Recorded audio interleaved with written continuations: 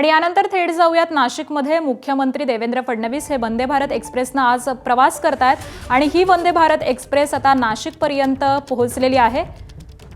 आज मुख्यमंत्री देवेंद्र फडणवीस हे सीएसएमटी ते शिर्डी असा वंदे भारतनं प्रवास करतायत आणि याच अनुषंगानं आपण हा त्यांचा प्रवास पाहतोय। नाशिकपर्यंत ही रेल्वे पोहोचलेली आहे आणि त्यानंतर आज मुख्यमंत्र्यांचा शिर्डी दौरा असणार आहे। शिर्डीमध्ये नियोजित असा कार्यक्रम आहे।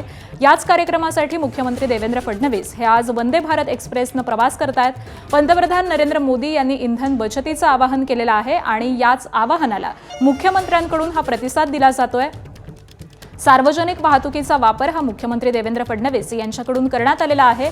आज शिर्डीमध्ये जाण्यासाठी ते असतील आणि त्याचबरोबर अनेक अधिकारी असतील हे या वंदे भारतनं प्रवास करताना आपल्याला दिसतायत आणि हीच वंदे भारत आता नाशिकपर्यंत पोहोचलेली आहे। पुढे शिर्डीपर्यंत हा मुख्यमंत्र्यांचा प्रवास असणार आहे आणि तिथे जो नियोजित कार्यक्रम आहे त्या कार्यक्रमाला मुख्यमंत्री देवेंद्र फडणवीस हे उपस्थिती दर्शवणार आहेत।